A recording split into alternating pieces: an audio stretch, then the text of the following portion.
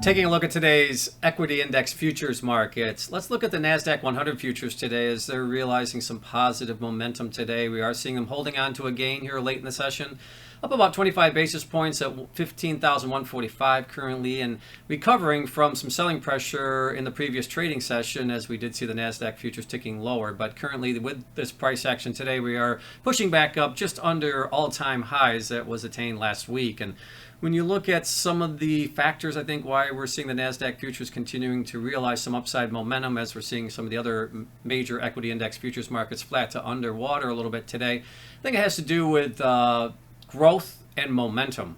We are seeing some of the growth names catching a bid once again today, momentum names catching a bid as well today, and that's helping to support the NASDAQ futures relative to some of the cyclical names and some of the industrial names that are lagging today, and therefore it's why we're seeing some of the small cap futures under some pressure. We're seeing the Dow futures under some pressure, and the S&P futures basically flat on the session. And looking at the overall trends, we are seeing, as I mentioned, the NASDAQ futures just shy of their all-time highs, recovering nicely today.